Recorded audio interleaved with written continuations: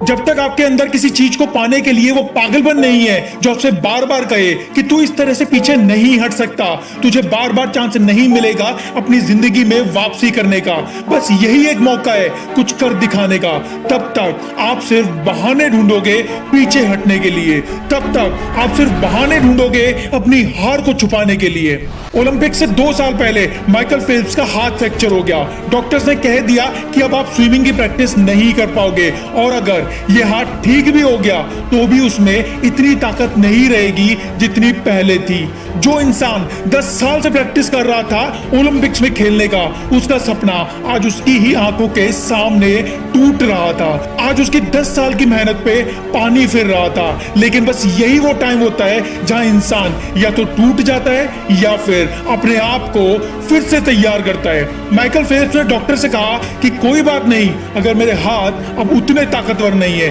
अब की बार मैं हाथ नहीं चलाऊंगा, बल्कि अब की बार मैं पैरों से प्रैक्टिस करूंगा, लेकिन ओलंपिक्स में तो जाकर ही रहूंगा। अब वो अपने पैरों को ट्रेन करने लगा क्योंकि उसके पैर ही अब उसे जीत दिला सकते थे। और उसके बाद 2008 ओलंपिक्स में माइकल फेल्प्स ने ना सिर्फ मार्क स्पिट्ज का 36 साल पुराना रिकॉर्ड तोड़ा, बल्कि एक ही ओलंपिक्स में 8 गोल्ड मेडल जीतने का रिकॉर्ड भी बनाया।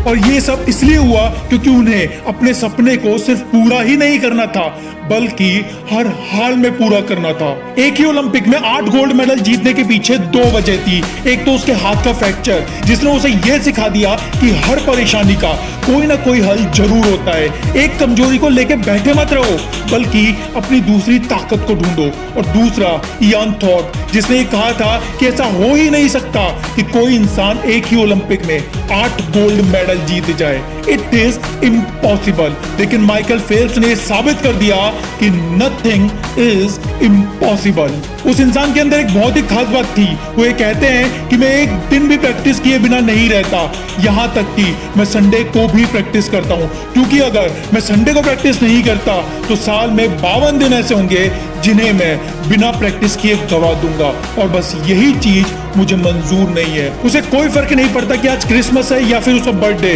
रोजाना अगर 6 घंटे प्रैक्टिस करनी है तो फिर करनी है। कोई बहाना नहीं, कोई एक्सक्यूज नहीं। अगर किसी चीज को पूरे दिल से चाहो तो पूरी कायनात तुम्हें उससे मिलाने में जुट जाती है।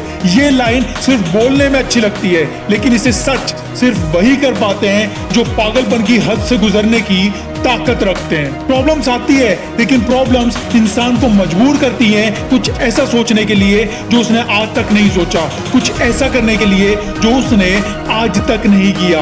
मोटिवेशनल वीडियोस देखना आसान है, मोटिवेशनल कोट्स पढ़ना आसान है, लेकिन जिंदगी में कुछ करने के लिए उस मोटिवेशन को अपने अंदर भरना पड़ता है। एसी में बैठकर अच्छी नींद तो आ सकती है, लेकिन बड़ा बनने के लिए नींद गंवानी पड़ती है। छांव में बैठकर पसीना सुखाया तो जा सकता है, लेकिन कुछ हासिल करने के लिए पसीना बहाना पड़ता है। अगर मंदिर में माथा टेक कर तू भी यही कहता है कि भगवान मेरे ऊपर कृपा बनाए रखना, तो मेरे दोस्त तुझ में और दूसरों में कोई फर्क नहीं है, क्योंकि तू भी भगवान से वही भीख मांग रहा है जो सब मांगते हैं, और भगवान भी तुझे सिर्फ वही देगा जो वो सबको देता है। लेकिन अगर तू ये कहता है कि इम्तिहान थोड़े और टफ कर दे भगवान, आजकल छोटी छोटी परेशानियों से लड़ने में मजा नहीं आता, तो मेरे दोस्त फिर तुझे कामयाब होने से कोई नहीं रोक सकता। क्योंकि एक बात हमेशा याद रखना, इंटरव्यू चाहे कोई भी हो, नॉलेज से ज्यादा एटीट्यूड देखा जाता है। और बस उसी एटीट्यूड को पैदा करने के लिए बने रहिए हमारे साथ इस चैनल को सब्सक्राइब करके। और अगर ये वीडियो अच्छा लगा तो इसे लाइक और शेयर करना बिल्कुल मत भूलिएगा।